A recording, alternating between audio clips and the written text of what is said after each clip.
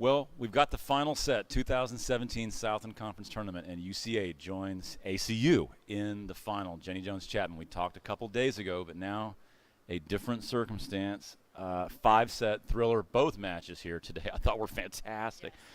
First two sets, what was the key to really keeping A&M Corpus Christi at bay? They hit under 100 for 4 of the 5 sets today. Well, we knew service pressure was going to be important, and I thought we came out pretty strong with that in set 1.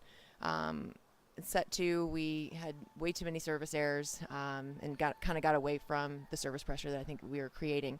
And I think we were getting some open looks at times because we were able to split the block, and it allowed our attackers to do what they do best. But kudos to them for pushing us and challenging us to get uncomfortable and to figure out ways to problem solve out of that.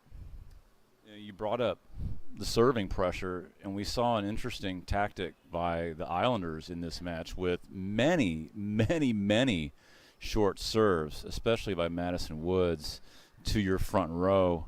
When you have a situation like that, what's the right way to counter all that, just trying to go barely over the net? You know, I don't think we necessarily passed the ball too terribly poorly. I just think we became a little too predictable in our offense. And you know, at the times where we needed those attackers to step up, as I was mentioning, that we did in set 1 and set 2, those attackers didn't step up. And so, you know, it was something different, and we didn't make the adjustment soon enough.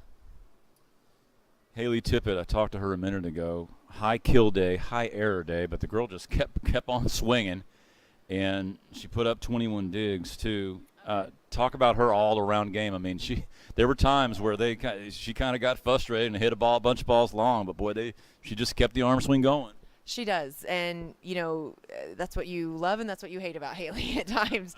You know, it's definitely a love-hate. No, she has her moments, but what I love about Haley is that I know that she's going to go for it. There's never a doubt in her mind that she's not going to get the point for our team, that she's not the one that wants the ball. She's the one that is always saying, set me. And you want your attackers to be in that mindset. You don't want your attackers going, oh my gosh, they're setting me the ball. You want that mentality. And I thought tonight her defensive presence and her passing was phenomenal. I thought she read their offense very well. I thought she put herself in a position to make great first ball contact. And it wasn't just that she was in that spot and it touched her, but she actually directed the ball where we needed it to go. So very proud of her for that. You know, sometimes in this tournament you see a coming out of a player that then the following year becomes a star. And, you know, UCA's got a little bit of a history of that. The first time I really saw Heather Schnars put on a show was in a conference tournament, and from there we know where that was. Savannah Allen has had, you know, a very, very good tournament last night. 10 blocks today, came back with 12 kills. Yeah, I mean, Savannah, is this, you kind of warned me about her. I think we knew who she was, but you think this might be sort of a leapfrog to something even better? Well, you know, Savvy had a great preseason and a great non-con, and unfortunately she got injured the Monday right after we started the conference season. And it was ironically almost the same time frame that she got injured the year before. And so she missed about a month and a half of season, just like she did the year before. And she's back, and she's just not looking back. I mean, it's been really incredible to see, you know, what she's been able to do from an offensive standpoint and a defensive standpoint. And for her, I think the biggest shift that I'm so proud of her and seeing is the mentality side of it, you know, because she touches 10-7. There's not very many people that can just do that, you know, on their own.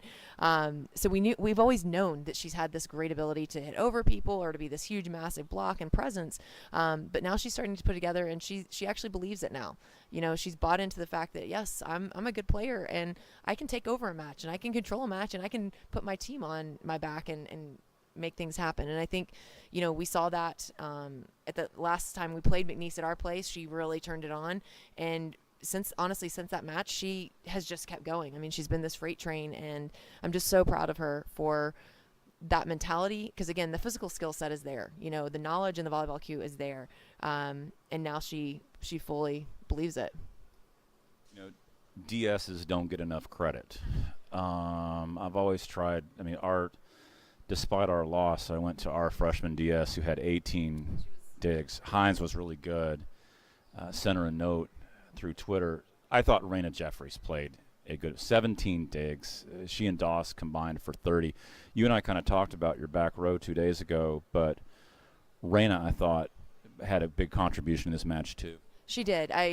Her and Doss had a very, very nice match, whether it was from a passing standpoint or the digs per set standpoint, and that's what we talked about, a couple days ago, is I feel like anyone that's on our bench right now could be the person that's starting, or could, for the Littles example, could be the person that's in that libero position.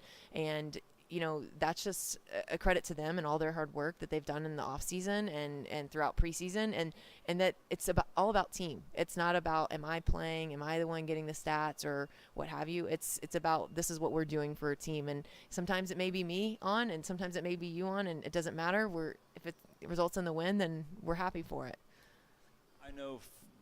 I know that there'll be a quick celebration and a focus on the Wildcats, quick turnaround, but it's probably not lost on you that in your first years at UCA, you saw the Islanders come to your gym and punch a ticket.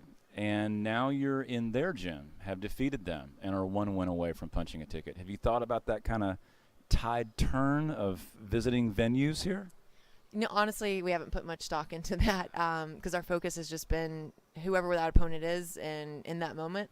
I think that's something that we've done a really good job of. And I think, at times we got away from that tonight, but we found a way. And staying in that moment, and we talked about this before, this match that we just played in is not any more important than the match we played in 3 weeks ago, than the very first match of the season. And, tomorrow's going to be the same way. I mean, everybody's playing and fighting for the same thing. Every night there's going to be a winner and there's going to be a loser. And it's not the cliche of who wants it more, but it's going to be who's going to be the most composed, who is going to go after it, who's going to have the mentality that it's not enough and we're going to keep pushing.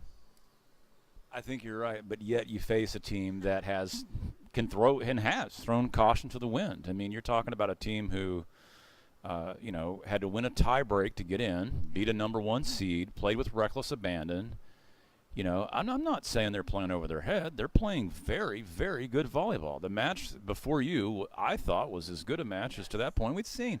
So what do you have to do to sort of counter the fact that ACU's got to be able to come in as loose as anybody, given they were the 8th seed? I have said this, and you can ask my staff to verify. I've said all year ACU is way better than what they're showing. And I feel like they are kind of like us from last year. We underachieved at times and lost to some teams that maybe we shouldn't have lost to, but then we found a way to kind of turn it on at the end. And I've said from the very first moment I saw their first film, I'm like, this team is very, very good. They've got a great setter. They've got great pins, on both pins. They've got great middles, and their bro does a fantastic job of covering the court. They're a team that's a very good team. And I think it's going to be a battle tomorrow.